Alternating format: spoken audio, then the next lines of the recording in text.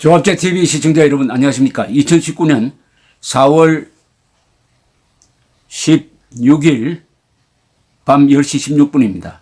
오늘 서울중앙지법 서관 424호 법정에서 김대중 비자금 의혹 추적 사건에 연루되어서 기소된 박윤준 전 국세청 차장에 대한 5차 공판이 열렸습니다. 그런데 이게 비공개로 진행되었습니다. 이 비공개로 진행된다는 재판은 아주 드뭅니다. 근데 11.6 사건 재판도 비공개로 하지 않았습니다. 거기 박정희 대통령의 사생활에 대한 적나라한 이야기가 나왔지만은 공개 재판을 했습니다. 그런데 무슨 비밀로 해야 될 사안이 많기에 이 김대중 비자금 의혹 사건의 재판이 간간히 비공개로 되고 더구나 기소된 사람 중에 한 사람 이현동 국세청장에 대한 무죄 판결문도 지금 비공개로 되어 있습니다. 비공개로 된다는 것은 재판이 원래 공개 재판이 원칙인데 비공개가 되는 경우는 아주 특수한 경우입니다. 거기에 남에게 피해를 끼칠 수 있는, 거기 기소된 사람이 아닌 제3자에게 피해를 끼칠 수 있는 그런 사생활과 관계된 증언이 나온다든지 아니면은 국가 기밀이 있다든지 하는 경우죠. 이 경우에는 국가 기밀 또는 외교적 문제가 될 만한 사안이 공판정에 제출되기는 했지만 자료로서 제출되기는 했지만 일반인들이 알아서는 안 된다. 이렇게 해서 비공개로 한 것이 아니냐 이렇게 추정이 됩니다. 이날 재판장은 이 박윤준 피고인입니다. 박윤준 피고인에게 국정원이 아닌 국세청 소속인데 받은 자금이 횡령인지 아닌지 또는 국세청 직원으로서 이 자금이 횡령된 자금인 것을 알았는지 몰랐는지 궁금하다고 말했습니다. 이 박윤준 국세청 차장은 국정원으로부터 부탁을 받고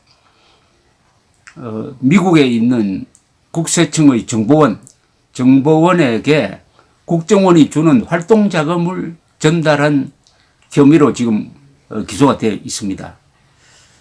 박윤준 전 차장의 변호인은 재판장의 질문에 대해서 이렇게 이야기했습니다. 외부 일반인들이 듣기 적절하지 못한 내용이 있어 비공개로 해주시기를 바랍니다. 라고 이렇게 이야기를 했어요. 이에 따라 재판장은 방청객 전원을 퇴정시키고 재판을 비공개로 진행을 했습니다. 약 30분간 비공개로 재판이 있었습니다. 과거에 이제 언론 보도에 따르면은 박윤준 전 차장은 재판이 처음 시작될 때부터 비공개 재판을 요구했습니다.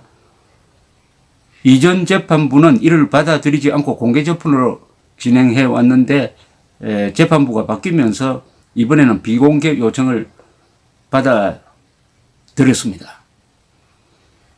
그리고 이현동 전 국세청장의 무죄 판결문, 작년에 나온 무죄 판결문은 현재 비공개로 되어 있는데 이 한국일보가 그 비공개된 판결문을 입수를 해가지고 보도한 내용에는 재밌는 부분이 있었습니다. 재판부는 데이비슨 사업 자체는 대북 관련성이 있다고 해석했다. 데이비슨 사업이라는 것은 암호명인데 김대중 비자금 추적 사업입니다. 2010년 상반기 국정원 해외공작국 정보관이 미국 내 DJ 비자금 1억 달러가 DJ 셋째 아들 홍글씨가 운영하는 중국 회사 등을 통해 북한 평양 과기대에 송금되려 한다는 첩보를 입수했다는 변호인 측 증거가 근거로 작용했다고 한국일보는 보도를 했습니다. 재판부는 이 같은 판단에 기초해가지고 이현동 전 청장, 국세청장을 국정원에 대한 단순 협조자로 간주해서 무죄를 선고하고 과거에 비공개 재판 심리를 진행한 적이 있다는 이유로 판결문도 공개하지 않기로 했다. 이런 이야기죠. 그러니까 국정원이 터무니없는 뜬소문을 수사한 게 아니고 뭔가 실체가 있었다. 실체가 있었다로 판단을 했다는 건데, 그 실체라는 게 뭐냐? 김대중 씨의 셋째 아들 김홍걸 씨가 중국을 경유해가지고 북한에 1억 달러를 보내려는 시도를 했다는 이 정황이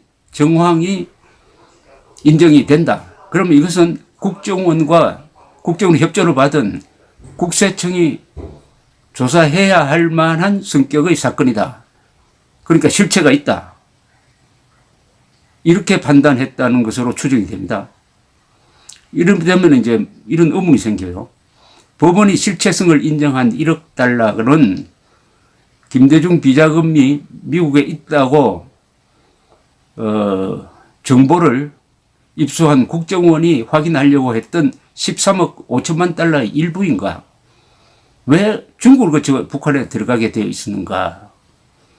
대북 관련성이 있다면은 그러면 국정원과 국세청의 조사는 당연히 국가기관으로서 해야 될 일이었고, 왜 조사한 사람이 구속 기소가 되었느냐? 조사를 한 최종hợp 국정원 1차장, 김성년 대북공작국장이 그리고 이현동 이런 분들이 왜 구속 기소가 되었느냐? 오히려 당연히 국가가 해야 될 일을 했는데, 그러면 검찰이 이 사건을 공정하게 수사를 하려면은 비자금의 실제 여부에 대해서도 따로 별도의 조사가 있었어야 되지 않느냐? 그러나 그런 조사는 없습니다. 왜 비자금 의혹 상당한 근거가 있는 것으로 법원까지 판단하고 있는 비자금, 그것도 거액입니다. 그게 13억 달러면은 1조가 넘고 1억 달러라고 해도 1000억입니다. 그런 거액의 비자금을 조사한 국가기관의 핵심 간부들을 왜 구속했느냐, 이 정권이 들어서서. 여기에 대한 의문이 나지 않을 수 없는데, 두 번째 의문은 언론이 취재를 하지 않습니다. 언론이 이렇게 큰 어마어마한 의미를 가진 사건에 대해서 재판 취재도 오늘 또 메이저 언론에서는 거의 취재하지 않고 조갑제닷컴 그리고 월간조선 기자 그리고 이 세금 관련 전문 신문사의 기자들만 왔다고 합니다. 지금까지 쭉 그랬어요. 이 참 이상한 일입니다. 그런데 이 재판 기록을 구해서 읽어보면은 여기에는 심상치 않는 내용이 있습니다. 심상치 않는. 예컨대 작년 12월 12일 박윤준 전 국세청 차장 재판 때 나온 국정원 처장은 변호인의 반대신문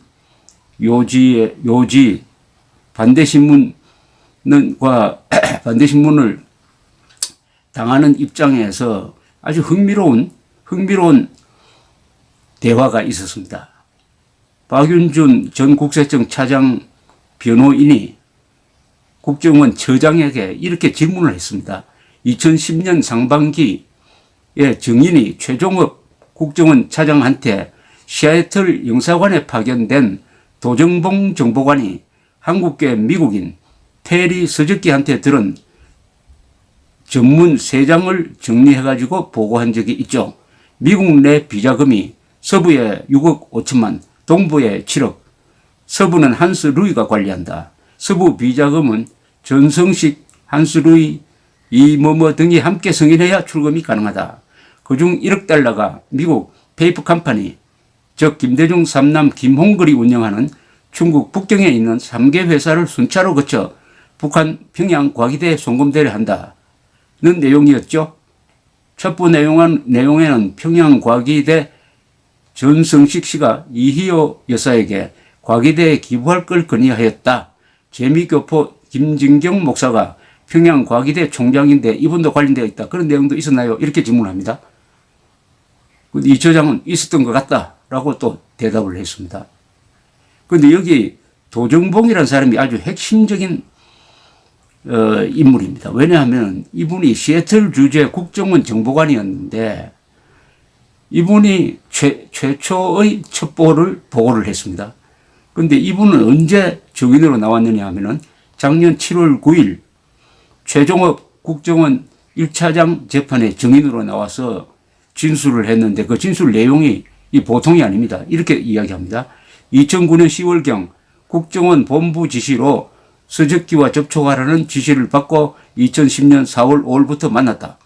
FBI와 합동 공작을 했다. 조인트 오퍼레이션을 했다. 원장 차장에게 보고한 후 FBI와 협력을 했다. 2009년 10월부터 시작했고 2010년 들어서는 FBI 요원을 자주 만났다. 이렇게 증언을 합니다.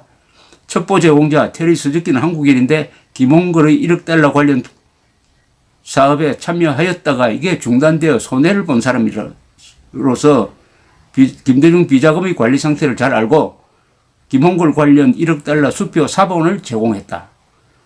국문합의서의 김홍걸 서명을 확인하였다.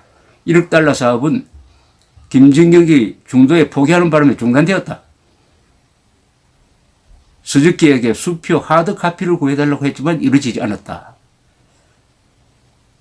이게 미국도 FBI가 등장합니다.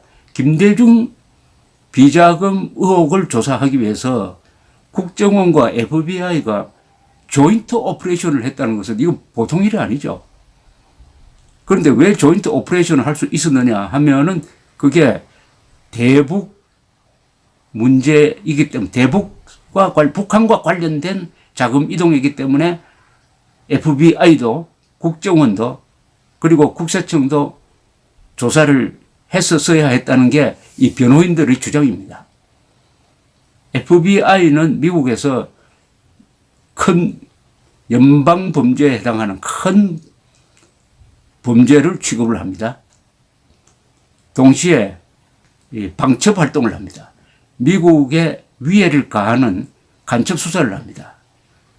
미국의 위해를 가하는 게 북한 노동당 정권도 포함되니까 북한 노동당 정권에 돈이 들어가는 것을 관찰하고 있다가 국정원과 합동작전을 했다. 이렇게 파악이 됩니다. 그러면 이 이상 큰 사건이 어디 있습니까?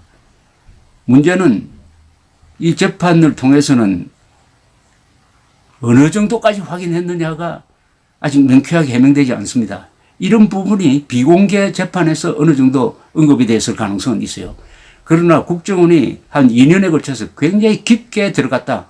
해킹 이야기도 나옵니다. 그리고 수표 사본을 얻었다. 1억 달러 수표 사본. 하드카피 그 원본을 구하려고 노력했다. 원본을 구한 것 같지는 않아요. 이 정도 같으면은 이 모든 언론이 여기에 달려들어서 집중적인 취재를 했었어야 합니다. 2002년에 대북 송금 사건이 터졌을 때 그때 모든 언론이 집중해서 취재를 하니까 많은 사실들이 밝혀졌습니다. 그것처럼 김대중 미국 내 비자금 13억 5천만 달러 설입니다. 설을 확인하기 위해서 조사한 사람들이 구속돼 가지고 재판을 받고 요사이는 불구속 상태에서 재판을 받습니다. 그런데 이게 뜬 소문이 아니고 1억 달러의 실제는 상당히 근거가 있다. 수표 사본 이야기도 나오고 이게 중국을 통해서 북한으로 들어가려고 했다. 차단된 것 같은 느낌이 듭니다. 조사가 들어가니까 그게 그 사업이 취소되었다고 하니까 차단되었다는 것이죠. 현재 진행형은 아닌 것 같고 그러나 과거 완료형도 아니고 뭔가 그 돈이 어딘가에 있다면 이것은 현재 완료형에 해당되겠습니다. 자, 이런 사건에서 이제 앞으로 언젠가는 이게 재판 결과가 나오고 아무리 비공개 판결문을 내린다 하더라도 어차피 알려질 수밖에 없고 또 미국과 관련이 되어 있습니다. 어떤 비자금을, 전직 대통령의 비자금을 추적하는데 미국 FBI가 관련됐다는 것은 이것은 국제적 기사가 될 수도 있는 사건인데 한국 언론이 어떤 공포감을 갖고 있는지 아주 부자연스럽게 여기에 대해서 무관심합니다. 그러나 조갑제닷컴이나 조갑제TV, 월간조선 정도가 이게 관심을 가지고 있고 몇몇 기자들이 열심히 그동안에 재판 기록을 법정에서 메모한 게 있으니까 언젠가는 이게 밝혀질 것이라고 생각을 하는데 우리 언론이 사소한 데 목숨 걸지 말고 아주 국가의 안전 보장에도 관계가 될 만한 사건. 더구나 김대중 대통령은 집권하고 있을 때 현대그룹을 앞세워가지고 김정은 만나기 전에 4억 5천만 달러를 그것도 국제원을 시켜서 김정일의 해외 비자금 계좌 등으로 4억 5천만 달러 현금을 보낸 사실도 있으니까 13억 5천만 달러가 미국에 있다는 설입니다.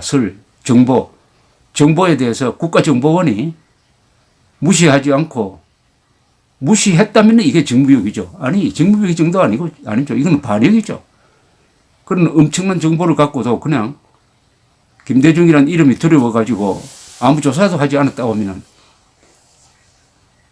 그게 반역 아닐까요? 그러나 수사를 했습니다. 이 사람들은. 또 이 수사를 진행한 사람들은 정치 성향이 없는 순수한 이 국정원의 대북 전문가들이었어요. 이 정치판에 여기에는 전혀 관심이 없는, 국내 문제에 대해서는 관심이 없는 어떻게 보면 냉전의 전사들인데 이 사람들이 표창장을 받는 게 아니라 격려를 받는 게 아니라 구속되어서 재판을 받고 있다. 지금은 구속이 풀려가지고 다행히 불구속 상태에서 재판을 받고 있는데 이 희한한 상황에 대해서 우리나라에 약 2만 명의 기자가 있으니까 기자들이 한번 뛰어들어서 퓰리처상 같은 상을 받는다는 욕심을 가지고 한번 취재 경쟁을 벌여보기를 바랍니다. 감사합니다.